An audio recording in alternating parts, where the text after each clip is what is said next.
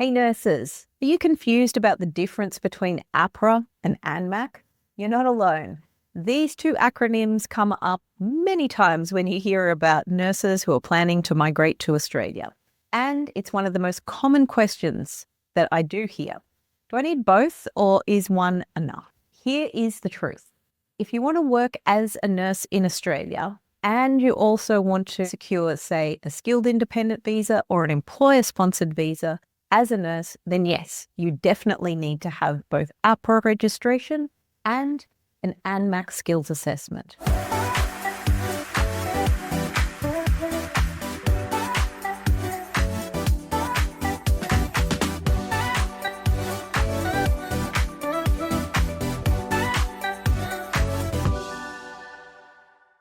I'm Rhea Fawole, and I am your host for Making Australian Migration Easy. I'm the principal lawyer at SOLVi Migration, Australia's only immigration law firm that specialises in helping nurses get their registration and deal with the migration processes for visas. Before founding SOLVi, I spent more than 20 years working in the Australian government, including 12 years as a senior manager in the Department of Home Affairs, which is Australia's immigration, and then later as a director in Australia's Department of Health and Ageing. On this show, Making Australian Migration Easy, I break down complex rules into clear explanations so nurses like you can avoid costly mistakes and plan ahead for your move to Australia with more confidence. Today, we're going to get into the very practical aspects about AHPRA and ANMAC, what each does and why both are essential, and how the pathways actually work. Today, we're going to be covering 3 topics. First of all, I'm going to explain a little bit about the difference between AHPRA and ANMAC.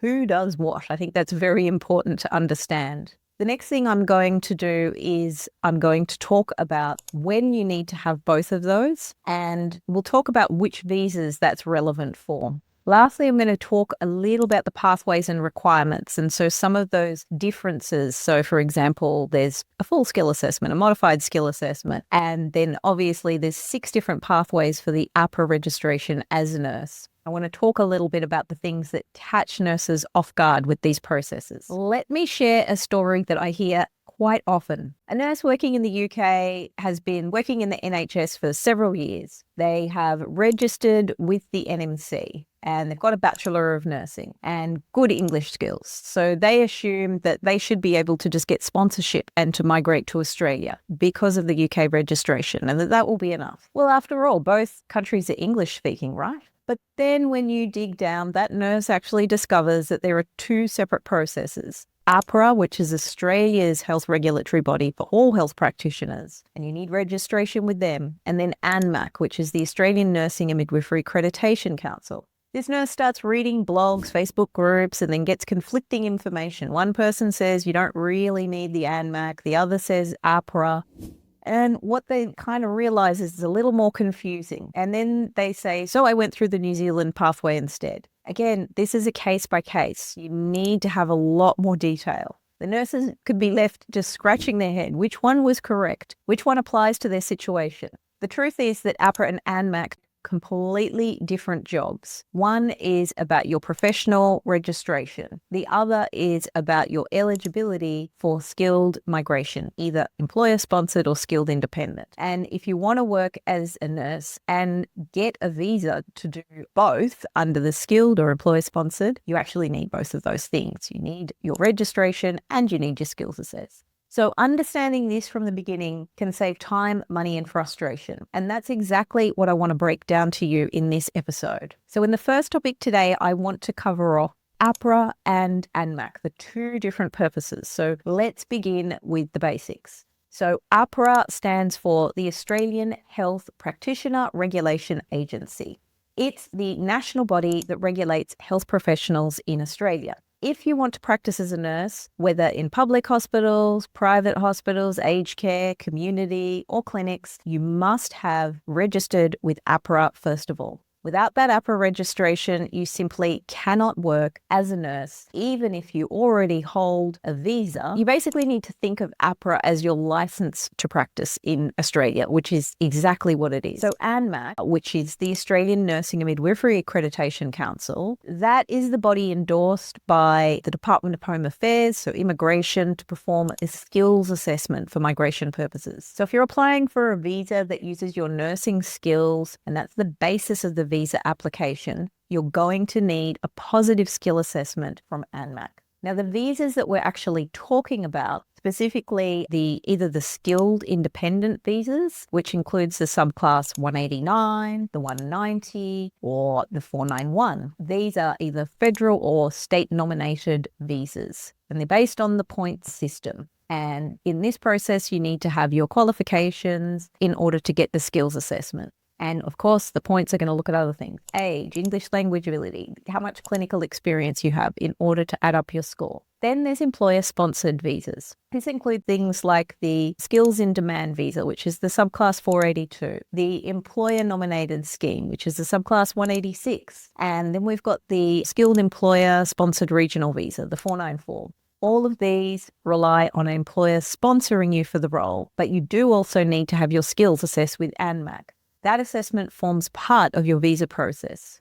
So the rule is simple. AHPRA is your license to work as a nurse. ANMAC is a recognition of your skills for migration purposes. Now, let's answer the big question. Do you always need both? Mostly, but not always. Okay, if your goal is to work as a nurse in Australia and apply for a skilled independent or an employer-sponsored visa, then yes, you definitely need to have both AHPRA as your registration and ANMAC to assess your skills. Why? Because each serves a completely different legal purpose. AHPRA registration is a professional requirement. Without it, an Australian employer cannot legally hire you to work as a nurse. It doesn't matter if you have permanent residency or citizenship even, or you have work rights on any type of visa. You can't touch patients until you are on AHPRA's register. ANMAC is a migration requirement that the Department of Home Affairs won't grant you a skilled or an employer-sponsored visa unless ANMAC has confirmed your skills and qualification and experience against a specific occupation code and your English language ability also meet the standards for that visa. This is a part that surprises many nurses. There are no exemptions just because you're from an English-speaking country. Even if AHPRA doesn't require you to sit for an English test because your passport or your education gives you an exemption, if you're looking at certain skill assessments, ANMAC will still require you to prove English proficiency. This catches people out all the time. They say, but my friend didn't have to sit an English test. Well, that may have been true for AHPRA, but for ANMAC, the test is always going to be mandatory when it comes to a full skill assessment. So if your plan is to come to Australia and actually work as a nurse, don't think in terms of either or. You need to think about AHPRA plus ANMAC, and two separate areas of law as well. So the last topic that I'm going to cover off is the pathways and requirements. Let's look at the different pathways because this is what really confuses many nurses. It's completely understandable. This is where you may take a wrong turn. So for the ANMAC skill assessment, there's actually two different kinds. We have a full skill assessment or a modified skill assessment. The full skill assessment, there's been some changes again this year with new registration pathways, but essentially you do need to have, in most circumstances, a Bachelor of Nursing, and it needs to have been from one of the comparable jurisdictions, such as the US, UK, Canada, or Ireland, or you've got registration to practice and meet the requirement for the pathways 1 or 2 for AHPRA. But if your qualification isn't a bachelor, let's say you hold a diploma or a master's degree, or if you've already got your AHPRA registration, then you can apply for a modified skill assessment.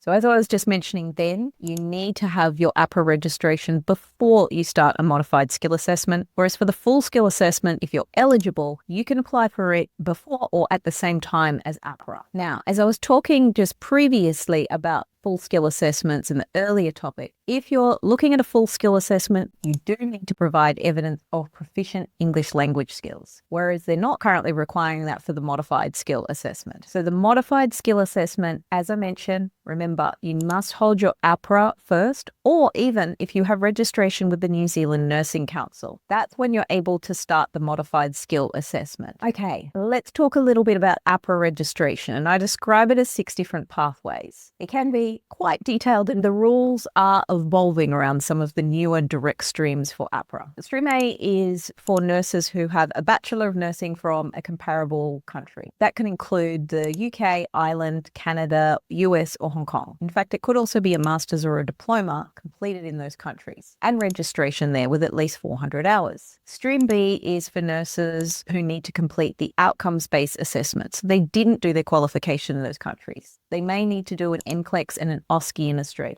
Stream C is for nurses who maybe did a diploma in one of those countries and they need to do some kind of bachelor top-up for their qualification. Pathway 1 is for nurses who have registered and qualified in a comparable country since 2017. They've got at least 1,800 hours of clinical practice in that comparable country. Pathway 2, where there's still a bit of confusion as I'm recording this, is for nurses who became registered in a comparable country, US, UK, Canada, Ireland, Singapore, Spain. They've got at least 1,800 hours of clinical experience and registered since 2017. At the moment, they're saying you need to also have done your qualification since 2017. That's still up for debate, though. Then there's the New Zealand TTMRS, the Trans-Tasman Mutual Recognition Scheme. So if you obtain registration via New Zealand, first of all, which now has additional competency-based assessments, such as the IQ and theory, plus their own OSCE, then you can actually, once you've got the New Zealand registration, go through the TTMRS to get your AHPRA registration. Make sure you understand your correct pathway before submitting anything. And remember, the English language requirements. There's some key differences which nurses don't realize. AHPRA may provide exemptions for you from English tests if you've completed your education, and I mean primary, secondary, and tertiary studies in a recognized English-speaking country, or you'd previously taken tests with the right scores for a comparable registration.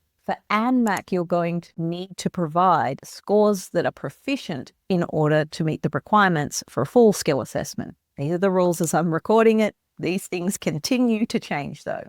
Remember, they're part of the visa process, not the registration process. Whilst they're meant to align, some of these things are slightly different. There's different nuances. So please don't assume that because you have English all sorted for AHPRA that you've got it all sorted for ANMAC, because each of them have different requirements. Build the English test requirements into your plan from the start. Okay, let's recap.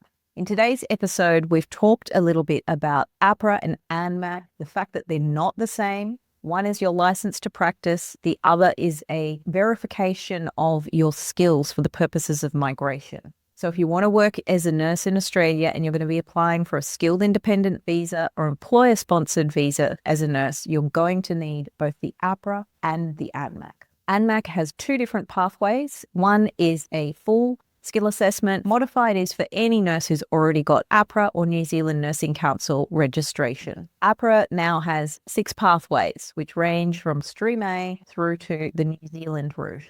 Choosing the wrong one can cost you time and money. So you really need a clear strategy. Don't forget that even if you meet the English requirements for AHPRA, it doesn't mean that it necessarily carries across to the visa processes or ANMAC's skill assessment. If you're not yet registered with AHPRA, that's going to be your first step in most situations. So you can always check out our nurse registration course. That's nurseregistration.com. It's going to walk you through every step of the way so that you can understand the different pathways to registration and avoid costly mistakes throughout the process, which would be a bit of a wasted effort, and we want your success. Australia needs your skills. If you're planning your broader migration and you want to have a full strategy from end to end, then you need to book a consultation with our team who are absolutely experts on this for nurses at SOLVi. Head to www.solvi.com.au to get that consultation booked today. That's it for today's episode of Making Australian Migration Easy.